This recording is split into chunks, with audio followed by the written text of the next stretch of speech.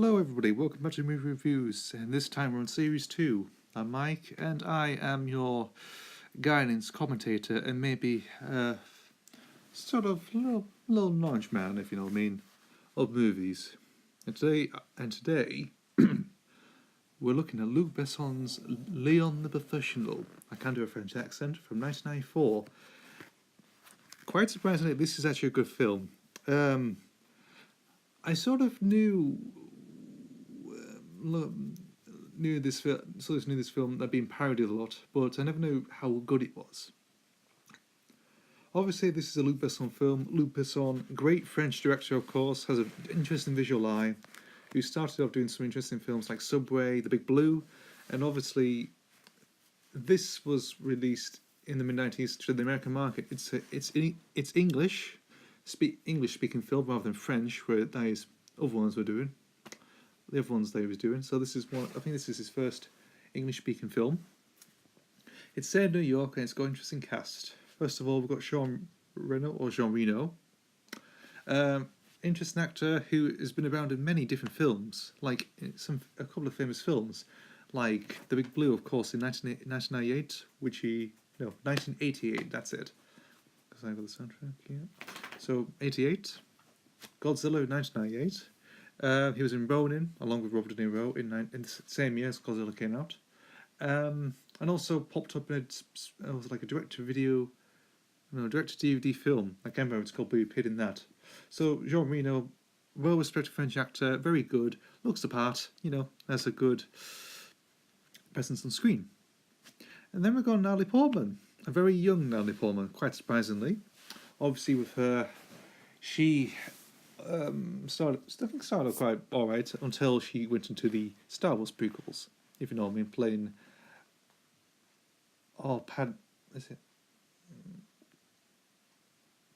Yeah, is it Padme? Yeah, I'm just trying, because it's been a long time since I watched Star Wars, but yeah, she sort of toddled downhill in acting very much, and obviously with number 3, as everyone will point out, is quite one of the worst acting deaths people have seen. And then we've got Gary Oldman. Of course, Gary Oldman had been successful in a couple of films. Sid and Nancy in 1986, and JFK in 1991. And obviously, he's a usual type that played enemies, villains, that sort of thing throughout. And obviously, he's more famous now playing, like in The Book of Eli, The Dark Knight, Christopher Nolan's Dark Knight trilogy as Christopher Gordon. And I think that's all I can think of what he's been in. But Gary Oldman, fantastic actor. So the story of this film is set in New York City, and it's to do with an assassin or a hitman or a cleaner called Léon, who basically lived in these. Who lives in an apartment nearby a family who basically has a daughter called Matilda, played by Portman. And obviously, the father is sort of a drug smuggler, and obviously gets ripped off by this corrupt police officer named Walter, played by Gary Oldman, of course. And she confides to Léon after her whole family gets murdered. The parents, the little brother, and the sister. She doesn't care about the parents or the sister, just cares about her brother. Just saying, he killed my brother. That's what she wants revenge for. Even though he was just 4 years old, he got shot in the back of the head, which is quite gruesome. Anyway, and obviously she confines to Léon, and he trains her to become a cleaner. In other terms, a hitman. Or a hit person, or hit woman. I do think it's preferably one of the best action films of 1994. Interestingly, I think you got Speed as well, and you've got maybe some other ones as well. I can't remember off the top of my head, but this one's quite perfectly good. The story's there, the character, the chemistry is fantastic. Between Reno, Portman, and obviously Gary Oldman as well, who actually he does something like very disturbing stuff. Even like when he takes medication, he takes like pills and he chews them, and he has that horrible type of sourness as well. Like his head twists, like it's something like quite frightening stuff, like frightening stuff that he does, which I do think is quite interesting.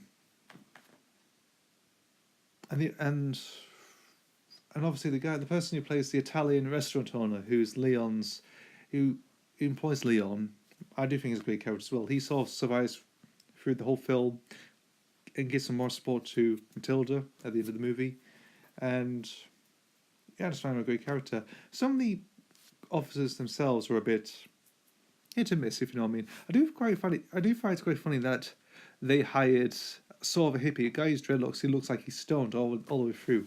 Are they hiring stoners this time in the police force in America, especially in New York City? Quite bizarre, but interesting. And because it's a Luc Besson film with Eric Serra doing the score. Now, the score itself is quite good, and it does repeat itself in his other films that he's doing, GoldenEye in 1995 and The Fifth Element in 1997, which he has that sort of... It's sort of like a gong drum sound. You can hear it perfectly. It's like when the action cues in, he has like... something like that. I can't really pronounce it, but if you listen, it's like a mantra, sort of a mantra going through, very much.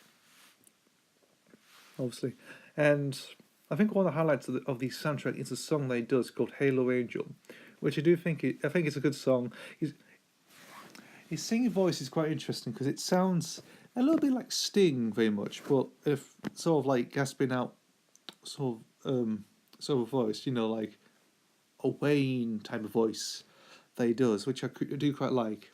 One thing I don't like about this song itself is the sort of intercut, sort of like it's intercut scenes in the middle bit of like, which is basically using dialogue from the film. And there's a bit in there I don't really like. I find it a bit cringe-worthy, especially in the music video. But I just do find it a little bit cringe-worthy sometimes. But overall, the song is fantastic. A very good song, a bit punchy, and it sort of picks up a little bit. And nice bit of melody in it as well. Yeah, probably a good movie song, suitable for the film. And overall, the soundtrack itself is very good, has a few nice marching themes, and, of course, some good moments. There's some good moments, and just overall sheer greatness. That's what I think of the score. Now, I never watched I haven't seen this film before, actually, but I've heard that it's great. I did buy the DVD at Poundland quite like a year ago, but I've never seen it. And obviously now, because I see it quite recently, like a week or two ago, on the Fire Stick, actually, the Amazon TV Fire Stick, which I do have, and where most of these films might tend to come from. But I watched it on there, and I thought, it is actually quite good, this is. You can see why. It's the third most best film of 1984. If you check the list on the Fire Stick, it's at number 3, like underneath Forrest Gump and...